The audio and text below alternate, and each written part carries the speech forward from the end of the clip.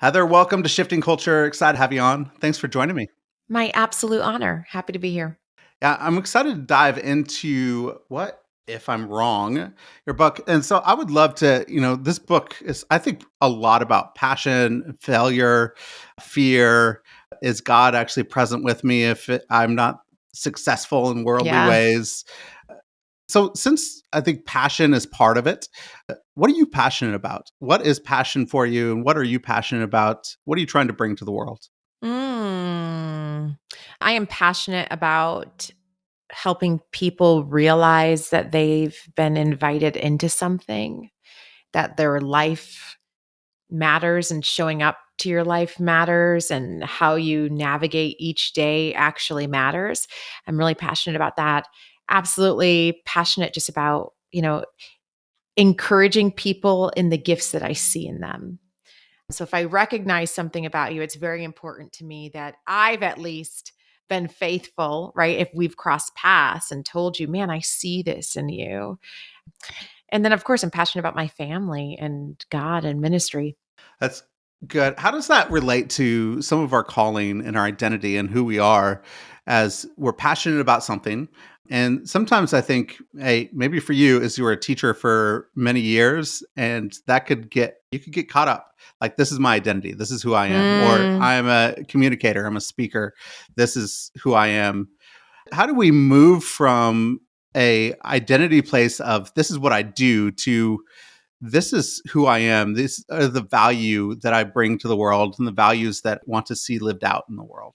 yeah, I feel like everything I named to you, I didn't even realize it till you've just said it. Everything I named to you is me sharing who, Yeah. right? And I relayed those as passions. And I'm just telling you, it has been a lot of work and time and energy for me to get to this space. Cause I do wonder 3 years ago, if you would have said, what are you passionate about? What my answer would have been.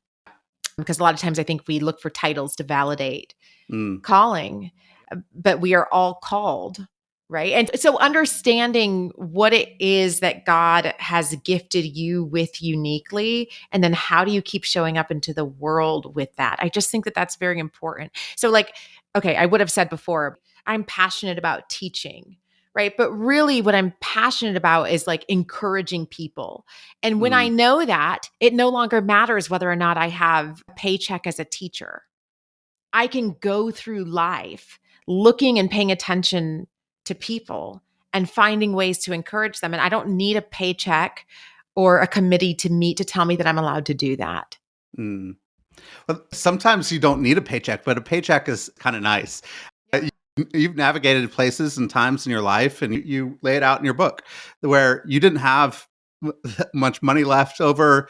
Your dad had Alzheimer's. You're trying to pay Yeah. for his care. Hmm. Alzheimer's. You don't have that money. How do we continue? What is passion? How do we know that God is with us when we see financial failure or difficulty that we don't know where our next paycheck is going to come? We don't know what's going to happen to us. Yeah. Man, I mean, I wish I could answer that, but the whole point of passion is that it's what you are willing to keep doing despite not having those things. So I can't control.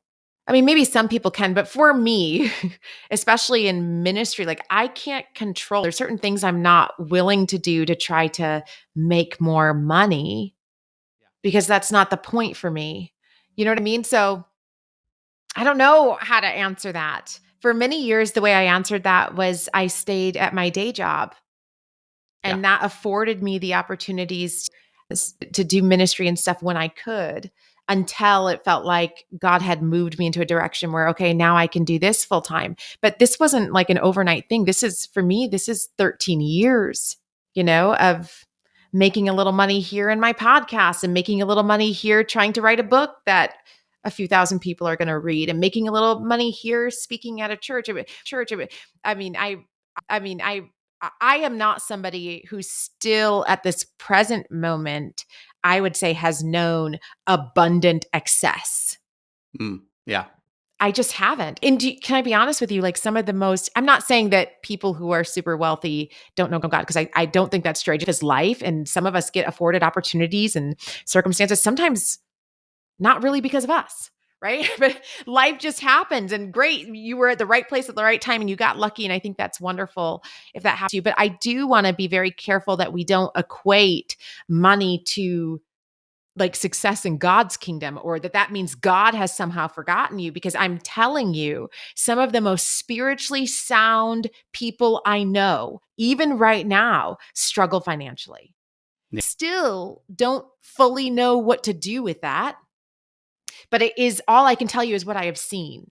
And I am Mm. telling you, some of, like, I'm saying people with deep spiritual, prophetic voices and gifting struggling financially. And so, how do we learn how to just stay in this passion and be Mm. faithful and obedient despite accolades, open doors, and resources?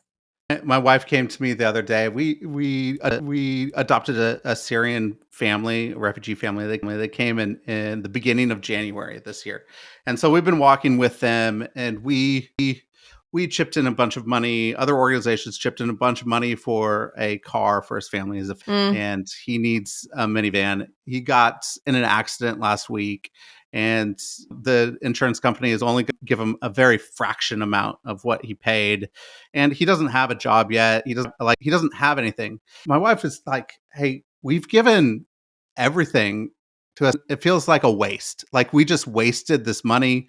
We wasted this time. It's mm, all gone now. It's a mm-hmm, waste." mm-hmm. And I think sometimes we have that. We have the thing of like, "Hey, I've poured myself out. Yeah, God, why didn't you? Where are you in the midst of this? Why does it to people that don't have anything, and we're trying to give to people who don't have anything? What do we feel like we're pouring out, and nothing's coming back to us? It feels like we've spent all this time and this energy for other people, and it was just a waste of time. Even though I know, like, intellectually, it's not a waste of time, but emotionally, we're like, right. "Hey, it's a waste." Yeah. I mean, I think God always comes back to you. I mean, I think we do experience this is something I've been asking myself a lot.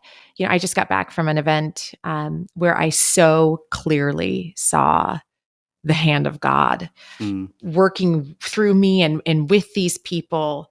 And so I would say to people, where in your life do you see the hand of God? Your brain is always going to tell you where you don't. Where yeah. do you see it? Mm, And is that enough to mm, know I'm in the hand of God? For me, that has become enough. And again, this is not like I woke up one day. This has been a very long process. First, if you read the book, I'm literally shouting at my ceiling saying, "Where are you?" I don't feel that way anymore. And I think some of it too, like, was Jesus's ministry successful? Do you think, like, did Jesus waste his time? Jesus enters towns. Jesus preaches sermons. Jesus does ministry. And it says, and that he could do no miracles there. Is he successful? There is and this is what it means to enter into this upside down kingdom and to do this Christian thing. And I really do think it's the narrow road. I really do think most of us aren't actually going to sign up for this thing because it's not often blessing you in the way that we see online, yeah. right? But what we will experience, and I can promise you this because I know this to be true based on my experience, you will see God. You will get Yes. to know. And I'm just telling you, something hits different when you start to realize God is active in my life. Mhm. There's just, it makes I actually feel tears welling up in my eyes just saying this to you. You couldn't, like, what price do I put on that? You know? And and what, like, I was just thinking about the parable of where Jesus says the kingdom of God is like a farmer who sows seed. And some of the places that he sows seed is on rocks. What good farmer sows seed in rocks? This is the upside down kingdom where to be obedient to the work is success. It's not about what actually grows. Mm. It's about you being faithful with what God has placed in your hand. And I'm telling you, as you start living this life, there's going to be a lot of failure. I'm not saying that there's not. I don't want to take away from that because it stings and it hurts. And it's like, man, I tried so hard here. But I promise you, you will also see growth and fruit. You will see both. You do this thing long enough, you will have the miracle stories that you say, oh my goodness, I can't believe I just saw God work through me. And you have to allow those things to carry you through the seasons where you don't see anything. Mm. Well, that's the thing. How do you keep it carrying? Like, we've seen miracles. We've seen God show up. We know that he's present with us. Like, he's like spoken in the midst of heartache, and Yeah. really he's provided in ways that we couldn't imagine. But we still focus on the negative aspect here and now. Mm. Like, because it's present, it's in front of us. How do we know, like, where, like, I don't know, is it in my body? Do I remember it? Is it something that, like, how do I keep reminding myself that God is present even in the midst of failure, because I've seen it and Yeah. he's been faithful. I know Yeah. it. Yeah. You you keep reminding yourself. And the reality is nobody signs up to do this for 10 years. This is going to be, God, I'm here Yeah. today. What do you have for me today? If I knew 13 years ago when I started this thing, some of the difficulties that lied ahead, I don't know that I would have, right? But the Spirit will empower you as you show up each day. Mm, And a prayer I pray every single day is, Lord, please align my thoughts with your thoughts, that my thoughts would work for you and not against you. mm, And he's been very faithful to me in that process. But I tell my husband almost every morning, I've got to go wrestle down the bull. And that's what I do. It feels like that. It feels like I'm yeah. trying to wrestle down my own earthly desires, Mm, my own earthly understanding of what success is or to be in God's favor is. And Lord, help me release myself of that so I can receive what you actually have for me. yeah. One of the things I love in your book is you write about our mutual friend, Danielle Cardis. Danielle and I I went to love high school Danielle. together. She's great. I was there when she got engaged. She Oh, got engaged wow. at a Swell Season concert. Her now husband was called up on stage. He, like, set it up with the band, and she got engaged right I'm on sending her a stage. text about this right after You we get should. up. It was amazing. And, Bill and Melinda Gates were there, so they went up and congratulated them at the end while we were hanging out. It was fantastic. I It love was really that. cool. I had a party. I came back from Korea. I had a party at her restaurant when she first started. So she's this chef. Her name was a restaurant, but her restaurant wasn't doing very well. She didn't know if she could do it. Um, and one of the things that, as you were talking with her, you had a realization that, really, maybe I'm not going to be saved out of this pit at the moment. Yeah. No one's coming. Maybe I don't know, maybe God's presence is enough for me. What did you start to learn in the midst of this golden scepter chapter that Yeah. Danielle was talking about with you? When I first started to even write that chapter, I was going a much different place than I ended up going if you read to the end of the book. Because I do have this miracle thing that happens at the end of the book, that when I'm first writing this chapter about that I'm talking to Danielle. And what happened was, she said to me, I'll never forget it. We were on the phone and I'm standing in my room and she goes, no one's coming. And I was like, it was the first time that I really let myself believe, oh my goodness, maybe no one's coming. I kept thinking Mm, eventually someone's going to help and they're going to tell me what to do, or they're going to help me get to the next level. They're going to give me the pearls of wisdom, right? Or connect me to their resources. Something's going to happen. And then when she said no one's time, I really let myself believe that. And then I was kind of faced with this, yeah, is this enough? Will it be enough to know that I've been obedient and know that I've been faithful, if this is all there is?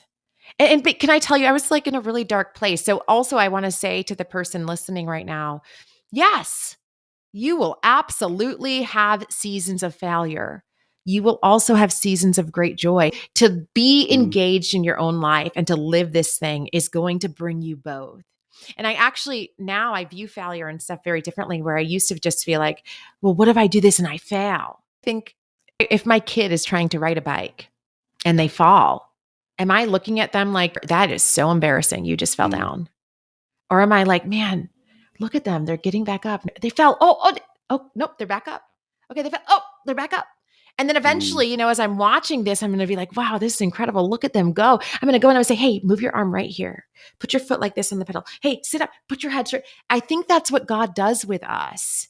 I think God delights in us engaged in our lives. And the greatest failure is to just be disengaged and to say, or here's another parable, right? To bury the talent and say, well, then I'm not going to do anything because I can't risk Yeah. losing it. I think a lot of us bury our talents because we're afraid we won't have enough, or I'll wait until I have more resources and that's when I'm going to go. His strength is made perfect in weakness. Go weak. Mm, And in my experience, I'm just going to tell you what I have seen and what I have experienced. In my weakness is when I've most seen the provision of God. And I think that's available to all of us. It's just we're waiting till we're strong to go. yeah. But as you say, the definition of passion at the beginning is Yes. suffering. Yes. Passion is suffering. It is why we call it the passion of the Christ, Right. right? Right. It's like the suffering of Jesus. But we often think that if we're in our passion, that's the safest place to be. But passion equals suffering, Yes. and it could only happen in risk. Yes. And you're going to fail in risk. You're not always going to succeed. Right. So, how reframe this for me? Reframe passion for me. Yeah. How do we get to a place of, okay, it's okay to risk and it's necessary to risk if you're in your passion? Yeah. So, yes, the word passion means to suffer. So, the way I say this is passion is not what we do because we're experiencing affirmation, accolades, open doors, and resources. Often that's what we say, though. We're like, oh, I'm Mm, doing this because I'm passionate about it. But really, what we're enjoying, right? Affirmation, or we're enjoying open doors, or we're enjoying resources. Passion is what we can't stop doing despite not having any of those things. mm, Figuring out what your passion is leads you, in my experience, to this deeper layer of life where I no longer need my circumstances to confirm what I know to be true about who I am. And I just think that this is like when the next stage of life begins. mm. It's good. So I want to then, it's easy. I think it's easier to think about our stuff, our own suffering, our individual suffering, passion. And it's a lot more, I think it's harder when it's people you love that are close to you. As you see your dad with Yeah. Alzheimer's, as somebody who gave his life to Jesus Mhm. and ministry and was in it, and then seeing him like disappear in front of you, uh, I don't know how. I think seeing other people, what's Yeah. it like in the midst of seeing other people that you love, that you're close to, that you care about? Yeah. Something I have to say to myself regularly is this story isn't over. Mm, I think sometimes when we're in the midst of whatever darkness or uncertainty, we think that it ends here, but it doesn't. This is what I talk about in the book. Actually, my dad's story doesn't end with my dad. If my dad dies today, he has been a pillar now in my life where I've learned things. I am a different person because of what I watch, how I watched him navigate and engage in his life. These are, and then hopefully my kids, right? They become different people because of them watching me who was mm, watching him. We do our lives are not our singular lives. And I mm, do think in heaven's perspective, it's heaven is watching things go from generation to generation to generation to generation. And so sometimes we may look at our one little individual story and say, well, this doesn't seem like yeah, this yeah, this doesn't seem like a great story. But we're not realizing that we're a part of a much bigger, broader landscape. And all that to say as well, I don't anymore think that our story is the circumstances that happen to us. The story is how we respond despite the circumstances that have happened. And so, my dad, as long as his mind was clear, always said, don't worry about it. Like, God is with me, mm, a spirit that never broke.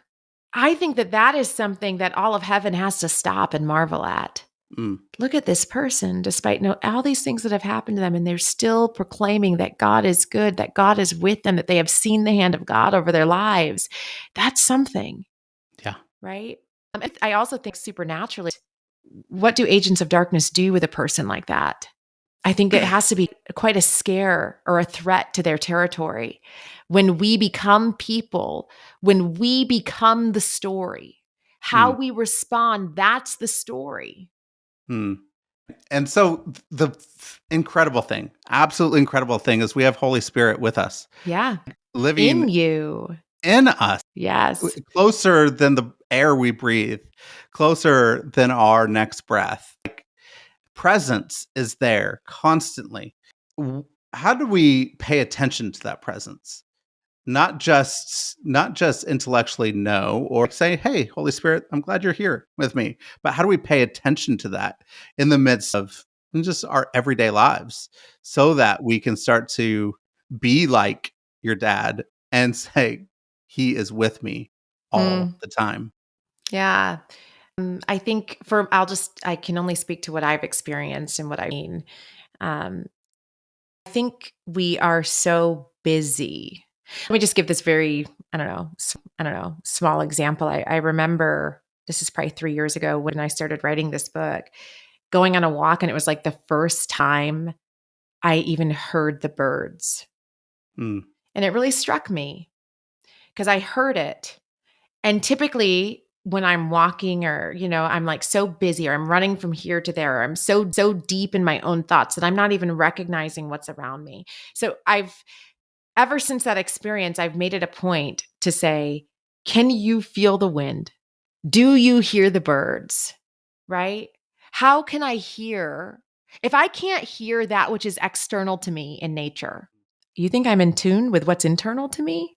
I would say not. And so the first thing that I would do if somebody's saying, like, how do I hear the voice of God? I would say, can you hear the birds? mm. Start going on a walk and listen. Take 30, I mean, how many of us even do that? Taking 30 minutes to go outside and just listen. It's, I don't know how many people are living that way. And I'm telling you, when you start making these mental shifts, so much, you won't even say anymore, like, how do I know God's voice? You're going to hear it as clearly as you hear the birds.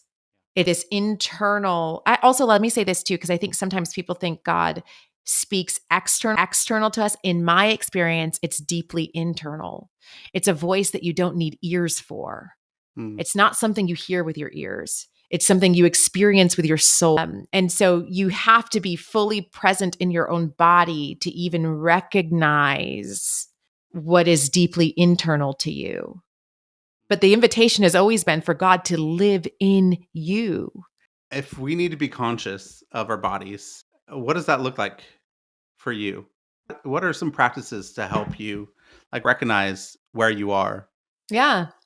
If I look on the outside and I look at your life, you look busy. You're a mom, you're a speaker, you're traveling, you're going, you're doing. I mean, I can imagine when I'm busy, I'm not attuned. Practices for you that Yeah. help you. Oh, can I please share this? So the number one in my experience that I've done that has changed everything for me as far as connecting to God is I mean, every morning I get up and I spend time with God. And I've been doing this for probably 13 years. I get up. For me, it's 5 a.m. But I'm not saying that other people have to do that. For me, I have 3 children. And so if I don't get up at 5 a.m., that's like the only time that they're not up. Right. And when they were little babies, Exactly. they might get up too. And so then it was almost scary to even get up but I get up at 5 a.m. and I just sit. Sometimes I'll just sit with my coffee. Let's even talk about that. How often are you praying and you're not saying anything? Mm, But we want to hear God as we're talking all the time. You know what I mean? Like making time to just sit in the mm, presence of God. And then of course for me, scripture has been a deep part of I mark, in my Bible when I feel like, oh, this is for me. I feel this in my soul, like God is speaking this to me today. So I'll put the date on it. And then as I go through it, I go through my Bible every year. As I go through it the next year, it's always interesting for me to see, oh, these are the things that were speaking to me last year at this time. Another practice that I do all the time, as I said earlier, I go on walk with God. I've gone out to eat with God. I mean, I've done a lot of really creepy Christian weird things, but it has been, I don't know, I treat God as if this is a real relationship that I'm invited into and I want to make space for that. I mean, what do you do in a marriage? exactly. If I'm not making time to have communication and stuff with my husband and I, we tear it up. We walk the block all the time, having that same intentionality with God. And I'll say this too, as we're talking about being busy, something that's very important to me is I will never put out more than I'm putting in. The world doesn't need more of me. And I promise you, the busier I am, the more it's Mm, only me I'm giving you. mm, So the greater the output, if I'm traveling, something I do now is I fast every Monday. And that's because I've typically gone out over the weekend and, spoken somewhere. But then Monday is time for me to make sure I'm receiving from God so that when I go out again into sharing with people what now I've been mm, replenished by the Spirit and experienced. So depending on how much output you're doing, you really got to look at your input. Is your input mm. greater than your output? If it is not, I would really caution you against that. Yeah. How do you know for you, how do you know when your output is greater than your input? What are the signs for you? Like, That's good. The one for me, it's like I am with God daily. Okay. I can't tell you this enough. I can't even tell you how many times anymore that I'm talking about God or thinking about God or reading my Bible or eh, listening to a book that somebody else wrote. How do I know that I'm yeah. with the Spirit? Um, hmm. I would say when I'm at peace, but I don't know that that's always because sometimes I'll finish worship and then my kids will irritate me and I'll yell. You know what I mean? And I was just there. So it's just like maybe it's about how quickly I can bring myself back. Mm, Am I feeling off for, you know what I mean? People will irritate you as you go through your day, regardless, just because you're a human being. really? Yeah, you know what I mean? Like that's just normal. But how quickly am I able to come back? And how quickly am I able to recognize, oh, that wasn't, am I self-aware enough to know, oh, that wasn't a good response. And Lord, forgive me. And am I saying to my kids, Mm, hey, and I do, I want you to know that was wrong. Mommy should not speak to you that way. That was wrong of me. And I hope that you'll forgive me. You know what I mean? Like, am I in line? I guess here's a really great way to look at it. Am I revealing love to other people and to God? If you are doing that, you're in spirit, you're in sync. It is God who empowers you to bring love to other people in this world. yeah. When you were talking about your dad and you were talking about your kids, you were thinking about generations, that Mm, heaven is looking at generations. How has your perspective started to shift and change? Give me your trajectory, thinking about your own life yeah. into a generational perspective of what's happening. How did that shift and Okay. change? And how can we get a generational perspective? It has given me a great deal of patience because I trust now that whatever it is I think I'm supposed to have done in my life, right? All I can do is be faithful and obedient. And if whatever things aren't happening, I'm okay. Right? Because as long as I'm inching whatever this story is forward as best as I can if I'm making a mark in other people's lives, I don't know what then happens to my Mm, student. Maybe they get to do the thing that I prayed I would do, and then I'm still a part of it, which mm, is exciting and incredible. I also want to say, like, this has been a shift for me, is especially as a woman in ministry. Um, I did an event for the Apprentice Gathering in September in Kansas, and it was lots of different men and women, but a lot of the women just held me after I spoke and cried, and it was the first time I realized I'm living their prayers. They just prayed for a space, right? To be able to, or who knows who cut them down or what different ways that they mm, experienced difficulty and resistance. And so there were things that just by nature of the time period in which they were born, they were not able to do, that now, as we're now a part of this mm, family of God, me as one of their spiritual daughters, I get to do. mm, But would I be able to do it had they not prayed for it first? Right? Like, I think all of our prayers are deeply connected. mm. I remember we were having a gathering. Worked in the Middle East for years, and we were going out with a bunch of people, and we were working with refugees in the Middle East, Muslim refugees. at the end of our gathering, we had a bunch of missionaries that have been in the country for years to come just pray over us who were in the region and we're working.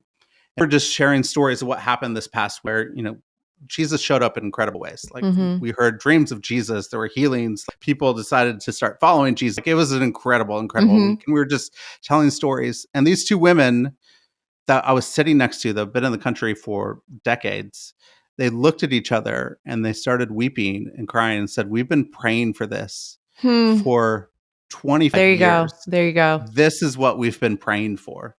And it gave me a new perspective, right? Just like it did for you at the apprentice gathering. Mhm. There's a new perspective like, oh, I'm not my own. I'm Yes. standing on the shoulders of giants that came and Yep. tilled this hard ground just so that I can be here when the spirit is moving and something is happening. It's just incredible just to shift that perspective and Yes. see there's a new generation and generations are changing and moving. It's pretty incredible once you step back and you can start to Yes. see what the Spirit of God is doing in that place. And then to realize there's gonna be people in their calling because I was here, Yeah. you know? And so that I don't know, it just changed things for me Yeah. on my immediacy or the things I have to see God do in my life. I don't really have a list of that anymore. You don't have a list of that. I don't. You don't. What is your list? What is your I did list? have quite the list Yeah. of all the things I needed to see God. Yeah. But what's on it now? Nothing. I now really this is the first year, 2025, where you know how you like I'm somebody that always writes everything down. So I'd always make like what I don't have any, right? Other than to I tell the Lord I do want to experience joy and I just want to be present in this thing. So I want to be open to whatever God is doing. But I have had to remove for me, and maybe everybody's not like this, but I've had to remove how I think this has to look. And as I've done this, I'm able to receive what God is actually doing. And most of the time, of course, guys, it's so much better than all the plans that you thought you had. Yeah. I've always struggled a little bit with like 5-year plans, 10-year plans, because I've always said, I think the core and the key to life is to listen to Jesus and do what he Yes. says. Like that's it. Like if you could just do that, He'll it's tell like, you the okay, plan. he's going to tell you the plan. It's going to Yes. you'll get there. Mm, Listen to Jesus and do what he if you could get to that place, I think we're going to be in a much better spot. It's not going to be about us anymore. It's yes. going to be about Jesus. It's going to be about what he is doing on earth. But he's going to take your gifts, your talents, the way that he's created you and give you some of those opportunities. So as you actually taken away those goals in 2025, think about the past and think about now and Okay.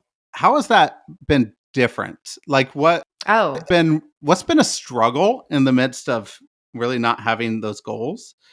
And what has been life-giving in that space? if- I think I'm at a point right now. What are we in June? Where it feels very life giving. Mm, I think it was much more of a struggle as I was going through 2024. I mean, I just think my personality is somebody who I'm an Enneagram 3, if anybody knows what that is. yeah, But my me too. personality is so, oh, are you really? Yeah, Okay, so you understand. Okay, so this is I hard understand. fought. This is a hard It fought is. hallelujah, right? Yes, it is. I am somebody who always like had a plan and was strategizing, how am I going to get there? And what I've experienced in my own walk with God is that he doesn't give me the plan. Like he just doesn't tell me. And I that was my frustration. That's where I was always coming into conflict with the Lord is I'm saying, what's the plan here?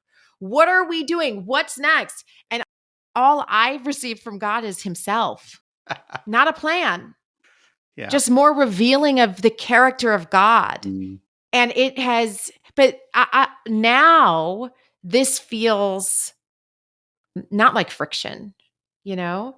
Not that I'm trying to think if not that I don't still have like hopes. I don't mean to say that like I'm so altruistic of now. Like course. it's not Yeah. like I don't still have hopes. And of course, like I still want financial provision. But I've even like my prayers have changed. I don't spend that much time in my prayers. And I used to just walk the block over and over and over and over again. Like, Mm, help me financially, help me provide for my dad, help me make more money on the podcast, help me get more downloads, help me, Lord, if you're here, right? I don't do yeah. that as much anymore. Now my prayers are more like, gratitude because I can even see it. Where Mm, before I couldn't see it because I was so focused on what I needed God to still do that I couldn't see all the things God had already done. So now it's mm. like a lot of gratitude and open my eyes to see what you have for me to see today. Open my eyes to see the person that you have me to see today. And something about this experience is that every day is exciting in some ways, right? Because it's like, Yeah. I don't know what God's going to do today. I don't know who he's going to bring across my path today. Mm. That's such a different posture. And I think it's a deeper posture in our Christian walk and Christian life and our relationship with God to take that. I think before in your life, I think in my life, and lots of people's lives, I think when we first start following Jesus, it's really a transactional relationship, Yes. right? You Like, don't realize God, it though. you don't, not at Mhm. all. Like, Mhm. it took me a long time. It's like, God, I'm going to do anything for you. This is what and then I say, God, look at what I'm doing Yeah. for you. Like, what are you going to do for me Where are now? you Like, at now? Yeah. exactly. And so, how do we move from transaction into a deeper place with God as He reveals who He is? Like, this is like the best marriage is a non-transactional Right, marriage. Like, right. that's like I'm starting to like get more and more of my wife and reveal his. And it's not about me like we one upping each other, trying to Yeah. get stuff from each other. How do we move from transaction to something deeper? For me, I remember I was on a run, and this is just, I mean, you guys, I haven't graduated. Like, this is all very new to me, this space that I'm in. But I was on a run, I think it was like in September. And I just remember very clearly having a thought download to my head that I perceived to be the Holy Spirit. I don't have to be blessing you in order for you to be a blessing. And it was the first time that I realized, like, I don't have to perceive that God is in that moment being good to me for me to then go be good to somebody else. And when you realize this shift, I get to experience goodness and blessing at any time I want. It is always available to me. Regardless of my circumstances or situation, I can go bring blessing. I can go bring goodness into somebody else's life or into this world in general. And so, therefore, I am experiencing the goodness and the blessing of God available to me at any time. And these shifts change everything. And the nearness of God feels so much nearer. Hmm. I just want to let you know. So I was reading your book and resonating with so much in your book, and failure of what I'm doing. In January, I stepped out of being an executive director of Mm, an organization and started to say I'm going to be doing creative work full time, and mm, I don't get I don't have any money coming in. Like, so there's nothing coming in. One of the things that I started to do was I worked on a one man show, so I have the script written, and now I just need to like procure funding to finish it and then mhm, go do it. And as I'm reading your book, and I get to the end, and the woman who contacts you says mhm. it's a show. I started weeping and Hmm, crying. I don't like I haven't had I'm just saying I haven't had an experience like that in a book for a long time. hmm. That it just hit me. And it hit me hard. Like God's like he's just present with me in the midst of, what I'm doing, what I'm going through, even though I feel like, hey, are you doing anything for me, God? Like, Yeah, where are you? Like, is this going to work? I don't know. I'm taking a risk, and yeah. we're gonna see. And I'm throwing myself out there. I don't know. I might drown, but it may be worth it, and I'll pick myself up. But man, man. So thank you for Mm. giving me yourself and like opening yourself up so that you can, yeah, Okay, your well, you words can wouldn't actually know impact this. me. You would not know this, but I wonder, is this a God moment? My dad, when he left Broadway, that's what he did is he made a one-man show. And Mm, it sounds wild, but it was incredible. And he did Jonah Jonah, and he told the story of Jonah, but he acted it out in a one-man show, musical theater. And he just went from church to church to church doing this one man show. So I don't amazing. know what your one man show is, but I am telling you, I watched somebody make that a reality and make Yeah, it happen. You might be the only other person I've ever met that told me that you have a one man show. yeah. So is Well, that there you go. interesting? I It think is it's interesting. interesting. And so that's what I'm saying. God is always moving. He is always looking for ways to encourage us and affirm us and help us keep going. In my mind, that's a Josh, keep going. There's something here. Yeah, I think so, and that's what it did for me. It's like in the midst of, okay, we finished the script, we have it. I was like, I don't know how I'm going to get money for this to be able to do like finish the way that we have actually written it, Yeah. because we've written it with video and like filming and animation and stuff.